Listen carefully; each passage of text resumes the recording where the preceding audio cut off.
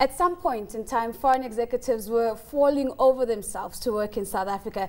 That trend, however, seems to be waning for a number of domestic and international reasons. In its cover story this week, we look at why South Africa just isn't as attractive as it once was for foreign executives. Joining me in studio is Johann Redelinghuys. He's a partner at Heidrick and Struggles, and Loane, a labor economist at Adcorp. Gentlemen, thank you so much for making the time to join us. Perhaps, Johann, let's start off by painting a big landscape, or painting the picture here. Why is South Africa becoming increasingly unattractive for foreign executives that could perhaps choose another destination for foreign posting?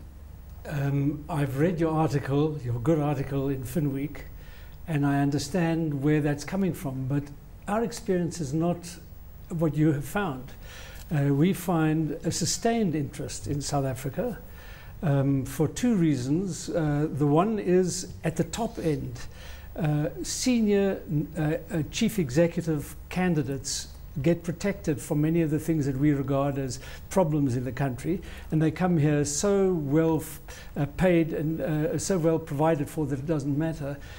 And lower down the hierarchy, many of the people who are coming back are expat South Africans, and they come back not because of the problems in the country or they come back for family reasons, or because they want their children to be with their grandparents, that sort of thing. I was about to take credit when he started off and said, I read your article, and then when he went negative, I was like, well, that's not my article, that's a Finweek article. But perhaps, Loane, I mean, your view of this, are you seeing that there's a reversal of a brain drain in South Africa, or are you seeing another trend altogether?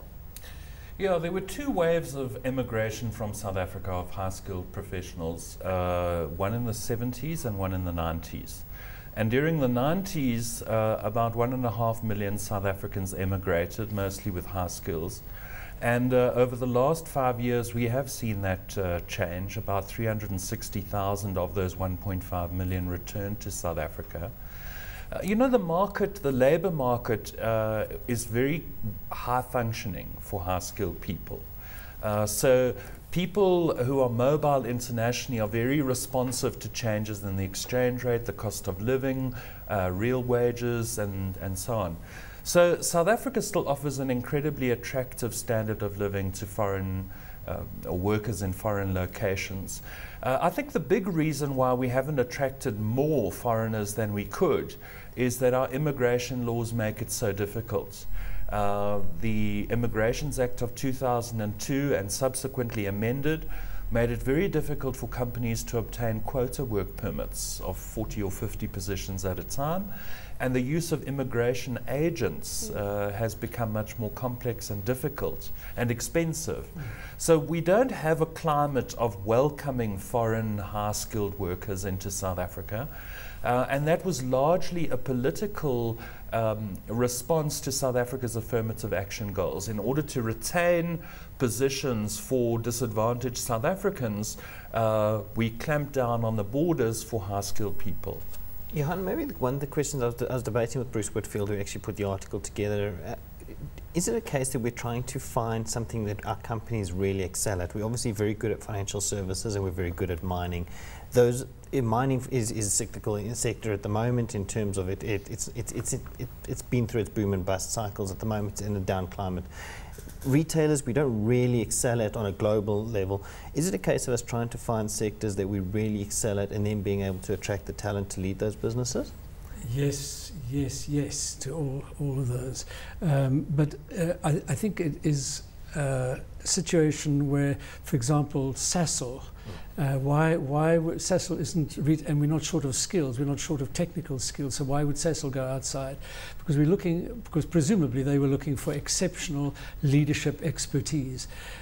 Some of the examples that you've quoted, Pick and Pay and Clicks, those are areas where people were recruited from the outside because we're short in those particular skills. But I think that there's a level of chief executive where these things almost don't matter anymore. If a company wants a chief executive at the top end, they'll pay and they'll bring them and they'll come. they'll come because of all the things that we know. Good lifestyle, good schooling. I think the example Sasol's a good one, because obviously Sasol, I've read a statistic, it's the biggest investor, foreign investor into the US market at the moment from a capital perspective. It's a decision to take assets outside of South Africa. It's a case of growing that business in the international environment. That requires a very niche set of skills that maybe a lot of the local C-suite don't enjoy. Exactly, but you know, you say we're good at mining, so why would Marco Tefani be attractive to us? Why would some of the other people, you know, in Anglo-American? In theory, we should be producing the best mining people in the world. We should be. And some of our top mining people are in Canada and in Australia. So it's the point that I made earlier that was referred to in the article, and that is that the world is flat, and people move where the opportunities are. And if it's to a country where there are challenges, you hedge against those challenges. If we can just pick up on what you said, Loane, especially about those challenges. We've got massive challenges in South Africa. And I mean, I think it's interesting to find out why do we have the people that left South Africa all those years ago and now are now coming back to the country. Well, probably the one issue that returning South Africans don't mention is how much more difficult it is to find and keep work abroad. Labour markets internationally are distressed at the moment.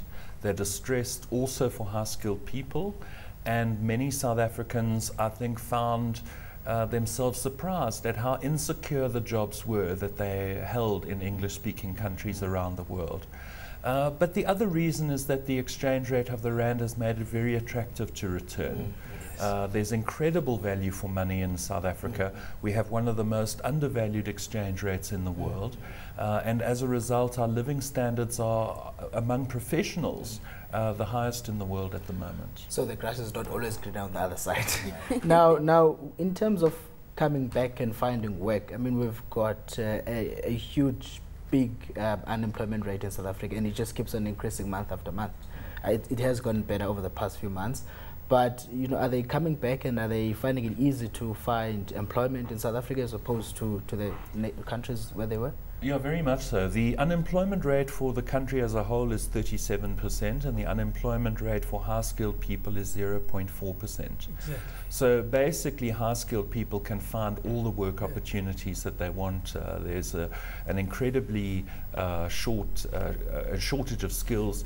There are over 500,000 vacancies in the private sector at the moment. About half of those vacancies are in management, and the remaining half are in professional services, accounting, medicine, law, and so on.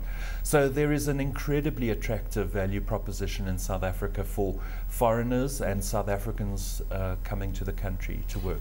Johann, let's look at the continental picture. There's a lot of talk about how much economic promise the rest of the continent holds relative to South Africa, especially when you look at some of the growth rates that are being targeted in Africa broadly. Are you finding that talent, and executive talent in particular, is also following that trend of where the highest returns are in Africa? That's where you're going to find talent going?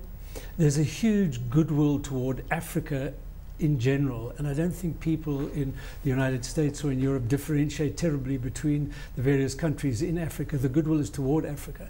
I think that some factors that have really played into this have been the death of Madiba and the heightened awareness of South Africa and Africa again.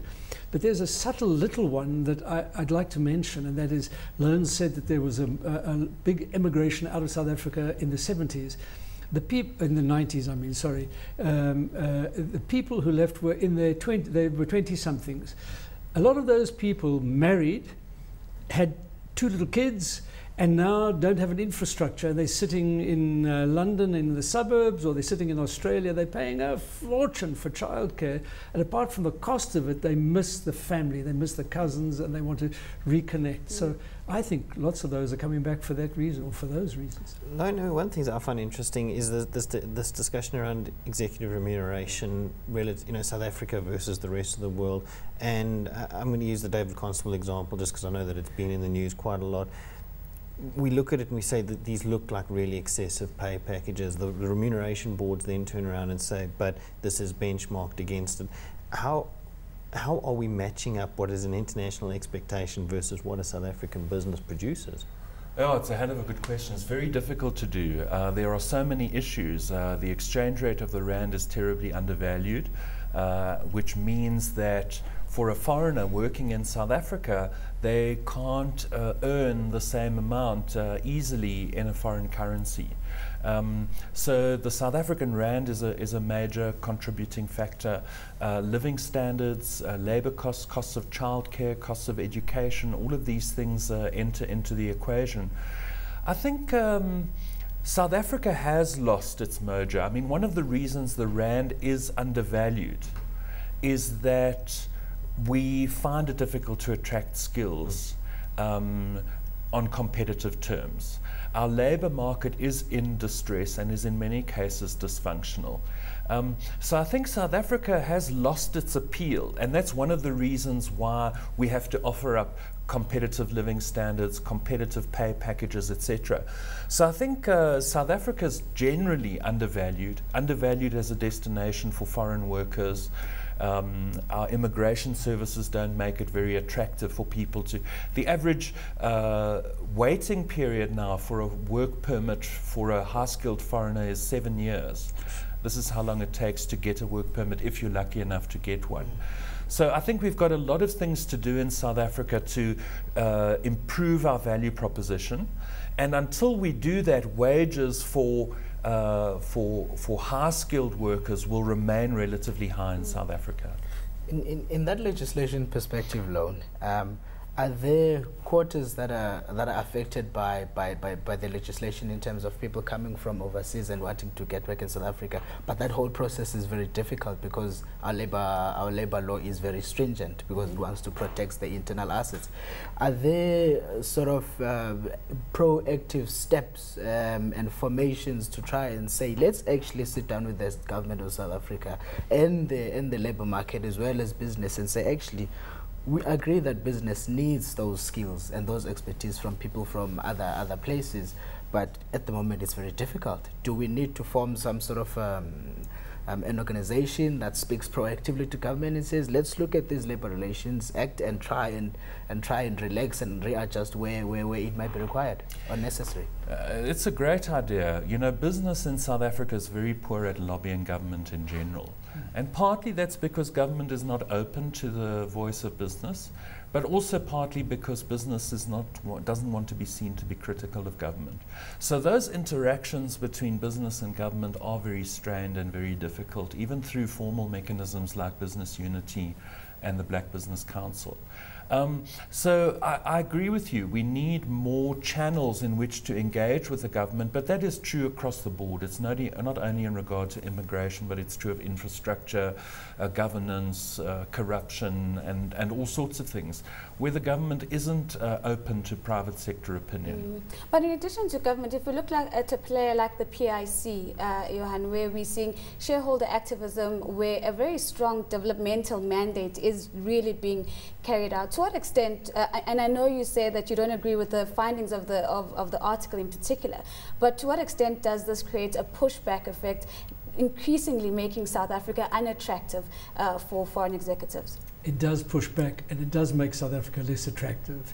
I think the forces that I'm talking about override some of that from time to time. We keep referring to Sassel and the example of, he didn't wait for 7 years to get a work permit. You know, if they want somebody, they'll make arrangements to get somebody. Yeah. And while we're talking about compensation, if I may just say, you know, there are South African chief executives in the league of David Constable. Go and speak to Whitey Basson. And, you know, people like Christa Wiese, and Christa Wiese says he'd pay Whitey Basson double, a lot more, because he's so good.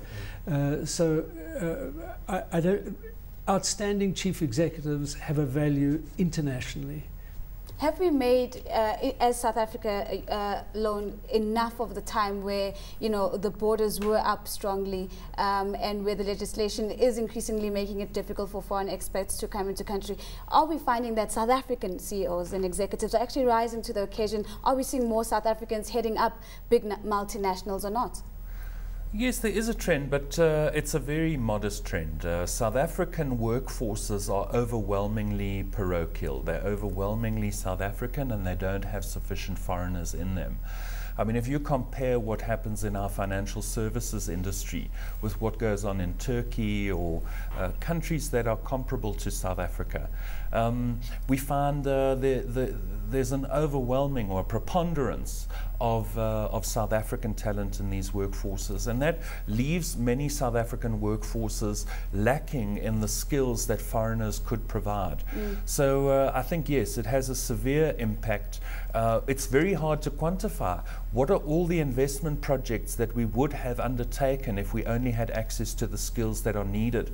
What are the economic opportunities that we've lost because we don't have the skills necessary to tap into those opportunities? Johann, this may be a question I want to just touch on there, because financial services, I've chatted to a number of the big four banks, particularly in the HR and the talent retention side of their businesses, and their argument always is South Africans are good enough to do the job. And I know it's an emotive issue to bring in foreigners into South Africa. Do we have to get over it and say we have to get the best person for the job? Absolutely, absolutely. I heard, just departing from the financial services issue, I heard a stunning statistic this week from a South African doctor now living abroad. How many South African doctors are working in Australia? Do you have any idea? 20,000? 10,000. 10,000 South African doctors are working in Australia. We have vacancies in South Africa for 14,000 doctors. 10,000 of those are just sitting in Australia. Those are the people that were trained here, paid for here, and went there. I mean, that's a knockout. You know, what I found really interesting in the article was how the World Cup, just a singular event, actually had an impact on brand South Africa. Now, when one would look at South Africa now, I'm quite certain international media are probably covering the strikes and in the mining industry, but also the civil strife that we're seeing just in townships and suburbs. How important is, you know, smaller things like that in terms of a global comparison in shaping brand South Africa? And is it going to take another World Cup for us to actually turn the corner? Johann? I'm glad you asked this, because I think that a lot of the criticism that we're expressing about brand South Africa is internal in the country. We're very good at feeling bad about ourselves. The goodwill that I experience when I travel internationally towards South Africa is huge. It is very big. So we see the Marikanas and they see it as well, but somehow it doesn't hit them in the same way that it hits us. And I think we're very good at self-criticism. Final comment, Loane. Chan didn't do it. Do we need another World Cup? I think the World Cup was extraordinary. I mean, it represented to foreigners observing South Africa as an unknown destination. It represented just how big the market is here, how many people there are in the middle class. There was a new appreciation, I think, of emerging economies generally and the kind of economic sophistication that they're capable of. We're going to see the same thing in Brazil in 2014. I don't think it will take, all it will take is a turnaround in global commodity prices to lift the South African economy out of the doldrums, and we'll all be in a much better mood as a result.